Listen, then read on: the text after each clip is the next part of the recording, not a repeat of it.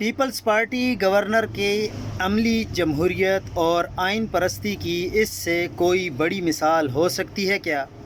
صوبے کا chief minister 2 بار استعفیٰ بھجوا چکا، پھر میڈیا پر اعلانیہ طور پر اپنے استعفے کا بتا چکا، لیکن جمہوریت کے سو کالڈ چیمپئن عوامی منشا کا احترام کرنے کے بجائے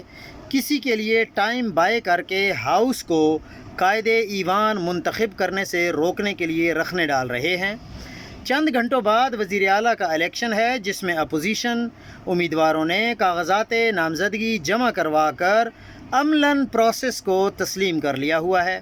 لیکن آئین شکن تحریک انصاف کو عوامی مینڈیٹ ہوتے ہوئے وزیر اعلیٰ کا الیکشن جیتنے سے ہر قیمت پر روکنا ہے۔ 12 اکتوبر 1999 کو پیپلز پارٹی نے مارشل لاء کا خیر مقدم کیا تھا اور 12 اکتوبر 2025 کو آئین کی پامالی کے لیے پھر